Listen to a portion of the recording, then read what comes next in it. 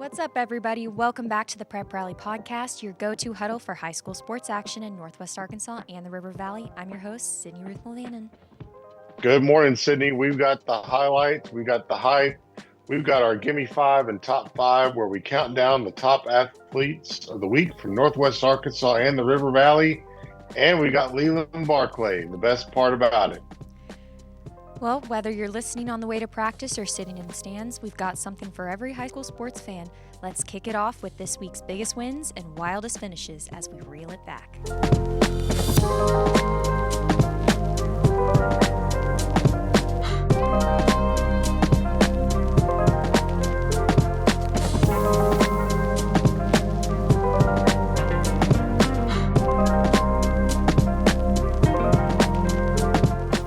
Welcome back. Let's go ahead and start with some of these biggest wins and wildest finishes, you guys. Let's go with Graham in Northwest. Well, I'm going to pitch it to Leland because, we talk about wildest finishes. Mm-hmm. I mean, how about Greenwood Bulldogs? Well, Wild finish. That's a little crossover there. NWA and River Valley. So you guys both take the Well, floor on that yeah, one. It was. Yeah. So, Greenwood gets the wild win by 1 point with a 2-point conversion by Kane Archer to keep the winning streak alive. Leland and I were just talking about it. We know Springdale Harbor is an improved football team. They honestly could make a great argument that they should have won that ball game on Friday night, but Greenwood gets the late touchdown, the 2-point conversion, and gets the one stop they need on defense to seal the win, Leland. Well, I guess you could say the legacy continues, or the legacy grows for Kane Archer, the senior quarterback for Greenwood. Guided Greenwood to a game-winning touchdown with 15 seconds left on a 5-yard touchdown run, and then he added the 2-point conversion run in a 43-42 win at Springdale Harbor on Friday night. And the game was about as even as what that score indicates. 14-14 at the end of the first quarter, 21-21 at halftime, 28-28 after 3 quarters, and then the difference in the fourth quarter, a 2-point conversion. Greenwood had 517 yards of offense. Springdale Harbor had 533 yards of offense. 27 first downs for Harbor, 22 for Greenwood. A difference there, 1 fumble lost for Springdale Harbor. Just a fantastic game to wrap up non-conference play for both teams. Just a fabulous game. Harold McElvain was at that game for us and had a great report in the Saturday paper and in the Sunday River Valley Democrat-Gazette. I tell you what, how about Wild Part 2? Rogers and Sheridan over at Whitey Smith Stadium. They're still scoring points over there, Leland. I don't know if you noticed that, but 84 points for the Mounties to win that game. Question: Is there a cap off? Is there a certain number in high school that you can't go to? Let's say they scored 100 points. Would that be game's over at that point? Is there Well, I'll tell you what. If they did score 100 points, it wouldn't be the first time that ever happened either, right, Leland? Yeah, that's correct. We have to go back a long ways. 1927, Rogers actually scored 110 points. I know that's ancient. A lot of what we calculate and the stats we keep and things, we kind of divided into the modern era, which is really 1946 and on. But 110 points in a 110-6 win over University High, which was a second high school that was in Fayetteville for a very short amount of time back in the 20s. And there's some other big, scores against University High during that time. But, and no, they don't stop a game. But obviously, Arkansas, unlike Texas, unlike Oklahoma, does have a mercy rule. When a team reaches a 35-point lead, then the clock runs. And we've even referred to sometimes a turbo clock where the clock never stops after a big lead. Because I under the current rules, it's supposed to stop after scores and a couple of other times. But for the most part, it runs through incomplete passes and penalties and things like that. So There is no limit on the number of points, but they try to get the game over with quicker. Mm-hmm. Well, thank Well, you for let's that put it in history some lesson. perspective here too. Because so Sheridan would score and they would onside kick. Rodgers would recover the onside kick and then score on their own on a very short field. Rodgers had a lot of short fields to work with, and with their offense, you just can't give them short fields. But that's just kind of the way that Sheridan plays under Kevin Kelly. It's very similar to what the Pulaski Academy did when he was coach there. So, um, not a big surprise that Rodgers scored a lot of points. I am a little bit surprised they gave up 40, but at the end of the day, a shootout like that one just kind of becomes infectious, I think. So, Mm-hmm. I want to mention too, Bentonville West. I was at the game against Muskogee. They really steamrolled past the Roughers, who were off to an 0-3 start and trying to kind of find their way. Bentonville West has a good football team, and we're Yeah, going to really see what they're made out of. and talk about On close game the year before too. I think it was by a oh point yeah, from Muskogee. So this year, really yeah, turning the tables around on that one. yeah. Muskogee's just not the same team they were a year ago, but Bentonville West is a really good team. And next week, one of our most anticipated games, and there's going to be a bunch, Mm-hmm. will be Bentonville West hosting Fayetteville. So um, that'll be a great ball game. Leland, you were at Charleston at Alumni Field. How was the press box? How was the game? How was the atmosphere? I'm sure it was a great night. Oh, the atmosphere of the press box was every bit as exciting as I expected it to be, and every bit as exciting as it has been in the past. Ozark was up 14-3. They scored. John Skolarski scored his second rushing touchdown of the game for Ozark on the first play of the second quarter to go up 14-3. And then Charleston scored on 5 straight possessions in the second quarter, 7 straight touchdowns overall in the game, and ended up with a 52-20 win. And we'll go over a little bit more of that in the Gimme 5 segment. All right. Sydney, we got to get you down to Charleston to experience that press box, Well, I I was think. just smiling really big because I think I picked Charleston. I think y'all both picked Ozark. So Hey, you needed a break after the week you had, I think, on your picks. yeah, but you So, know what? I'm uh, picking the underdogs. Like in that first game, mind you, Bentonville West did lose to Greenwood, but I picked them that first week. And look at them now. This is a new Bentonville West team, and so I'm excited. I think some of my picks are going to start picking up here. all right. Well, we'll see about that, won't we? Just a couple of notes here. Fort Smith Southside goes and wins at Little Rock Central, and I tell you, that's an improved Little Rock Central team. Not an easy assignment. Southside played well. Northside, they've still got a little bit of ways to go. They fell at home to Coweta, Oklahoma. I don't know what to make much of that one, Leland, except I think Northside is gonna get there eventually. It's just gonna take a little time. Yeah, they're going to get there. They've got a very inexperienced team, and I think Coweta, Oklahoma is very good. I know they play at Prairie Grove on Friday night this week, so we'll see. We'll see how good Prairie Grove is. I think in that matchup too. Coweta's got some good players, and I think it showed. Well, all I right. mean, so that that's just a sampling of what we had, Sydney. Mm-hmm. Well, before we go to break, this show is sponsored by West Termite. Take control of your pets with West. Whether it's termites, mosquitoes, bedbugs, weeds, or lawn disease, West has the experience serving Arkansas, Missouri, and Oklahoma since 2003. Book your free consultation online today at westtermite.com. After all, West knows pests best. Welcome back to Prep Rally. We're going to get straight into these upcoming matches and predictions with Who You Got. All right, guys, take it away. All right. So,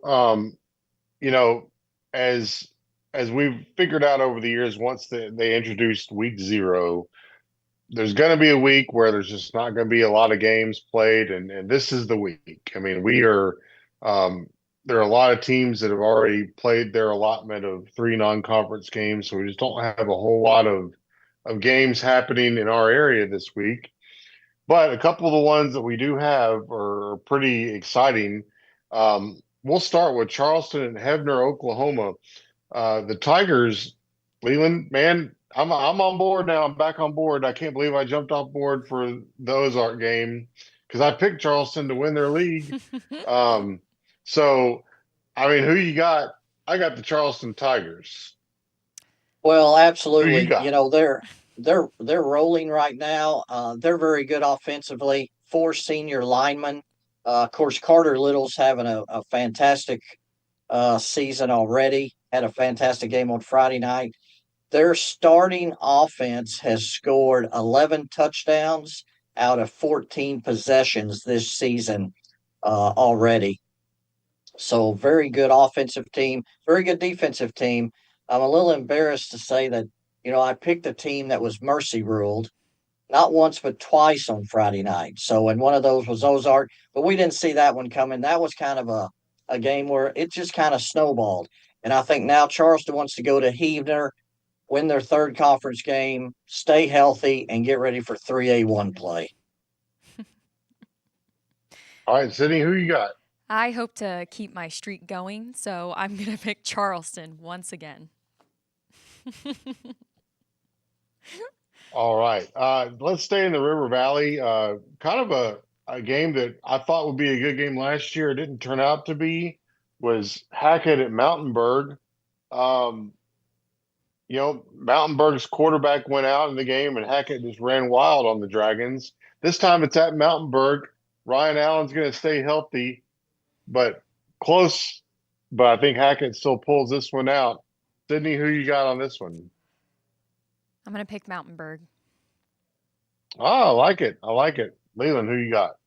Yeah, Bryson Hamilton had the game of the week last year in this game. He was the statewide player of the week for that game. Ryan Allen went out early. This year, it's going to be the Ryan Allen show at the Mountainburg Hackett game. So I'm going with the Dragons at home. I'm not going to lie. I feel a little bit better whenever I make a pick and then Leland picks the same one. Because, I mean, he is our almanac, so I feel a little bit of credit by that. Well, but remember what he said, 2 teams that he picked got mercy ruled, so. That's true.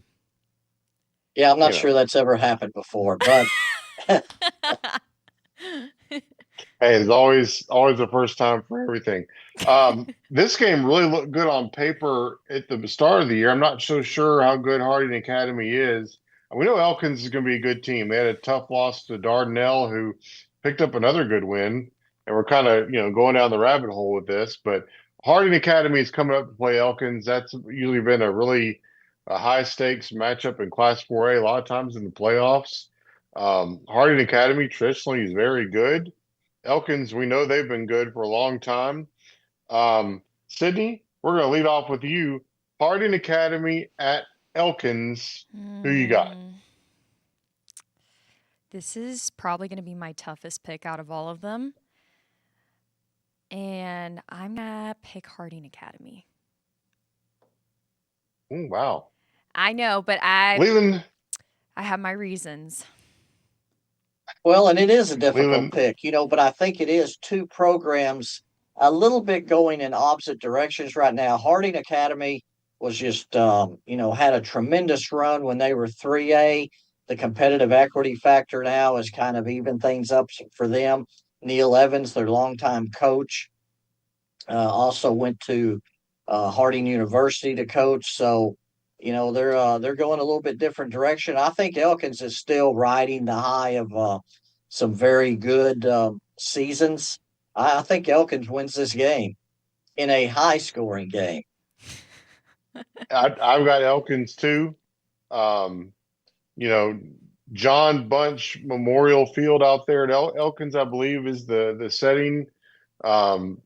Hard to get to out there. Harding Academy's got to come up all the way up to Fayetteville from Searcy, And then once you get to Fayetteville, you still got to get to Elkins, and you got to kind of get through Fayetteville to do that. So I know that's probably not a big deal to you city folk, but for me, it's just a ways out there. Oh, please, Graham, we are not that city. Fayetteville is not that bougie of a city. All right. Okay. Well, how about this one? Fayetteville High going on the road to Texarkana, Texas, to play the Texas High Tigers. Look like Texas Longhorns, but they are Tigers. Sydney, do I even need to ask you who you got on this one? I don't know. Give me some time. I don't know who I'm picking yet. Okay, well, No, we'll I'm go totally to Leland. kidding. Who you got? I'm totally kidding. Fayetteville. Fayetteville. Tell you what, Leland, I mean, this was such a great game at Harmon Field last year. Texas High with the Fayetteville probably should have won this ball game if we're being honest, and they didn't. It was a foreshadowing of things to come a little bit for Fayetteville. Who you got? I got Texas High. Of course you do. Well, we got to be different. Leland, who you got? Well, two things here. One is I cannot pick a team that has burnt orange on its helmets, on its uniforms. Can't do it. I can't pick a team with burnt orange. And even though they're the Tigers, it's still burnt orange. And I don't see Hank Hendricks losing on a return trip to his home state. So I've got Fayetteville, a very good Fayetteville team. They roll in the conference play 3-0. I will say, biggest reason why I picked Fayetteville, because I would say that this was a really hard pick for me. But at the same time, I feel just their dynamic this year is different. I mean, not last Friday, but the Friday before. Who did they go against in that one matchup? Broken Arrow. Broken Arrow. That's right. I mean, they pulled away with the finish 18-17, and I feel like last year's team were good, but they just kind of were always close, but just didn't get there. And I think this team can go all the way. And that game against Broken Arrow kind of proved it to me. So that's why I picked Fayetteville over Texas High, at least currently. All right. What I'm going to call our game of the week this week up in Northwest Arkansas is Lee Summit, Missouri North at Bentonville. So, this is a game that Bentonville lost as a part of its 0-3 start. But as Jody Grant and I were talking about earlier this morning, he said they were winning the ball game with 8 minutes left in the game and the wheels just kind of fell off. I don't think that's going to happen this time around. Lee Summit North has had a little bit of coaching drama early in the season. The coach that they did have resigned 2 weeks before the season. I'm sure they've kind of kept things the same, and they've got a lot of talented athletes and a good team. They're already 3-0, but I don't think they come into Bentonville and beat Bentonville. I've got the Bentonville Tigers over Lee Summit North. Sydney, who you got?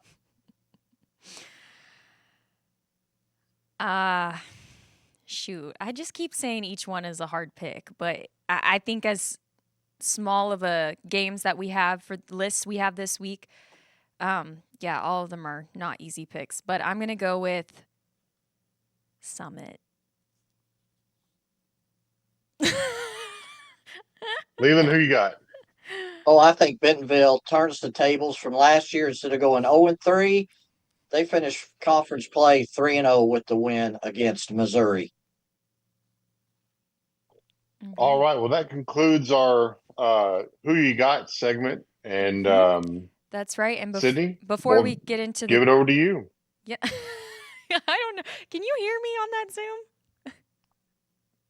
No, I can't. I just imagine what you're saying. Of course. Well, before we get into the Give Me 5, we want to remind everyone that NWAOnline.com and River Valley Democrat-Gazette.com are the premier spots to get all the latest news on all high school sports. Additionally, you can follow us on Instagram, Facebook at Prep Rally Pod, where we share interviews with players and just fun behind-the-scenes videos. So with that being said, let's take it away with the Give Me 5.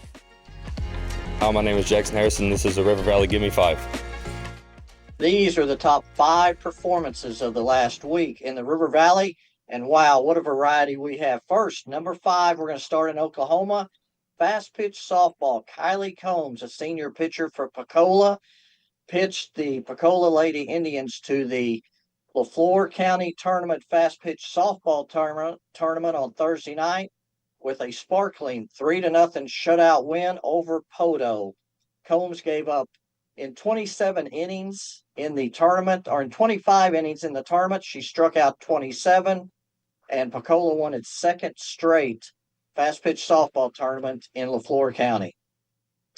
Number 4, volleyball. Aubrey McGee of Van Buren, a senior, was the most valuable player of the Fort Smith Invitational Tournament on Saturday. For the first time ever, Van Buren won the big school tournament championship in that 45-year history of that tournament, and she was the MVP of that tournament on Saturday. Number 3, the 3A1, we talk about it a lot, and we could go all over the place. Andrew Burton had another big game for Mansfield. Hayden Daniel and Hunter Warren had big games for Boonville. But how about Daniel Ramirez, running back for Cedarville, 21 carries, 257 yards, and 4 touchdowns in Cedarville's 51-20 win over Johnson County Westside on Friday night.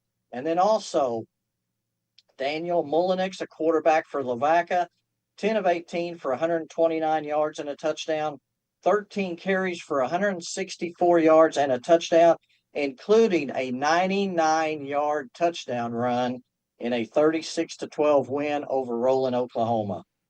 Number 2, Kane Archer, the legend, Groves, 23 of 29 for 318 yards and 2 touchdowns, 20 carries for 116 yards and 3 touchdowns. He's now thrown 8 touchdown passes and run for 8 touchdowns in Greenwood's 3 games this season. 15 seconds left. He had a 5-yard touchdown run and then added the decisive 2-point run for a 43-42 win at Springdale Harbor on Friday night. And then, of course, our River Valley Democrat-Gazette Player of the Week, senior quarterback Carter Little of Charleston, in a 52-20 win over Ozark. He was 9 of 17 passing for 187 yards and 3 touchdowns. He had 9 carries for 161 yards and 2 touchdowns. But listen to this, just in the second quarter, Charleston scored 5 touchdowns. Carter Little was 5 of 7 for 128 yards and 3 touchdowns and had 5 rushes for 121 yards and 2 touchdowns. All of that was in the second quarter as Lavaca erased a 14-3 deficit early in the second quarter for that big comeback win for Charleston at home to win the Franklin County feud. And we were able to catch up with Carter Little for this interview following the game. What was that game for you tonight? It was a lot of fun. We lost it the past 2 years, so it felt really good to hold that trophy there. These seniors, a lot of starters. Were you guys really kind of looking forward to this game? Oh, yes, sir. It's the past 2 years. This is our last chance to get that trophy back. We're really starting to come together and playing for each other. What was kind of I'm sure you guys, how disappointed were you that you settled for a field goal that first drive? I'm very disappointed. We felt like we had a lot of stuff open. We felt like we missed some opportunities. And so, at least we did get some points, but we didn't want to settle for a field goal. Once you started rolling, though, did the offense just kind of feel like you were kind of unstoppable at that point? After that momentum, getting the ball back a couple times, I felt like we couldn't be stopped. I know some of the stuff, you ran the ball a lot tonight. Some of it by design, some of it on scrambles, kind of both. Yes, sir. We talked about it during the week, but we didn't really, plan that much for it. But we said, let's do it. So we did it. We executed very well. Man, you got some talented receivers around you, don't you? Yes, sir. I think we got the best receivers in 3A. Well, and then 4 seniors on the line. I mean, you guys offensively have to have a lot of confidence. Yes, sir. We've all been playing in big games for the past 3 years. Most of us have. So this senior year, just coming together and having that experience is a pretty big thing. And now we'll turn it over to Graham Thomas for the top 5 in Northwest Arkansas. I'm Braxton Lindsay, and this is the NWA Top 5. All right, these are the top 5 performances in the Northwest Arkansas. And, well, we're going to go back to our geography lesson. Sydney, do you know where Berryville, Arkansas is? Not a chance. All right, you go to Pea Ridge, you just keep going east. Go around the mountains and I couldn't even tell throw you up where a time or two after spinning around. Graham, we've been over this. I couldn't even tell you where Pea Ridge is.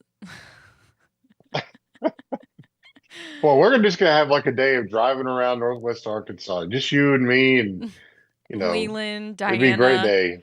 road tripping, all of us. We need a van. We need a van just to pile in. A Prep Rally Sports fan. Oh my word. Okay. Anyway, so Berryville, Arkansas, the Berryville Bobcats only won 1 game last year. Well, they've already got 2 wins so far this year.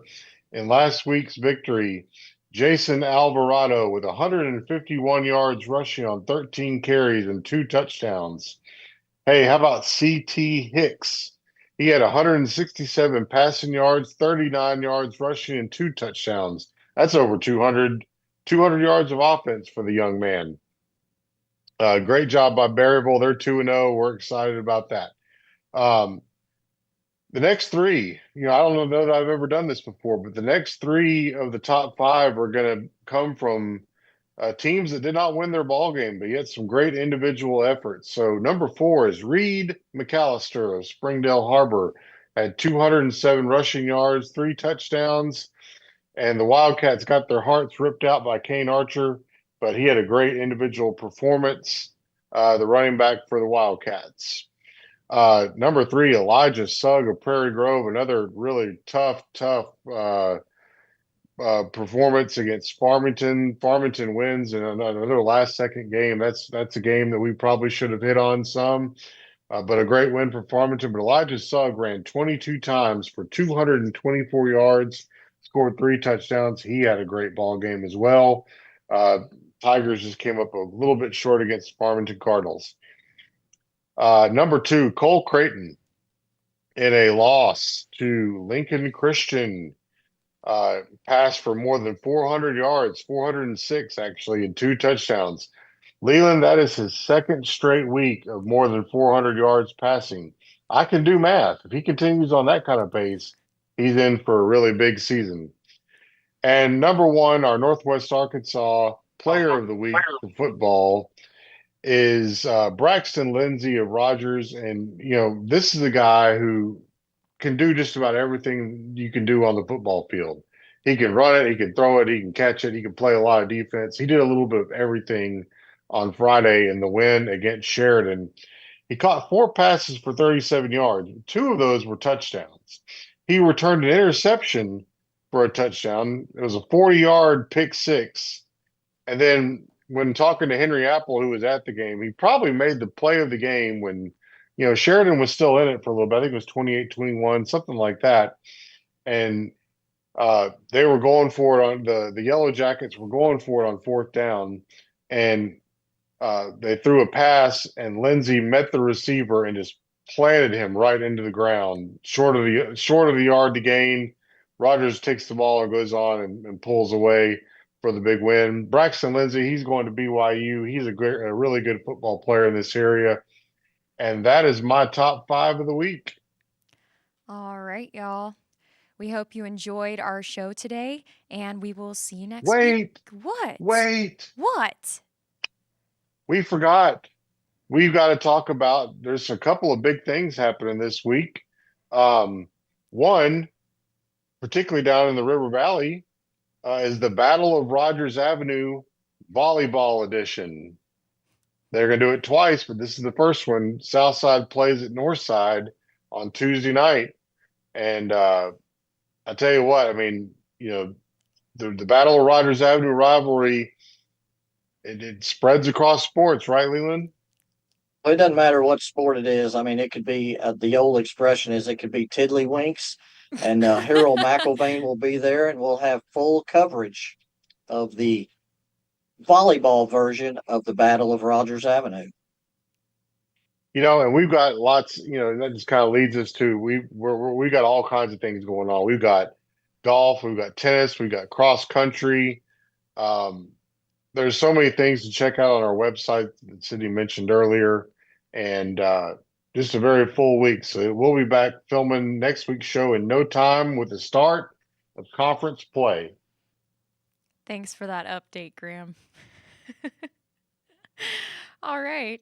Well, we hope you enjoyed the show, and we'll see you next week. This is Prep Rally.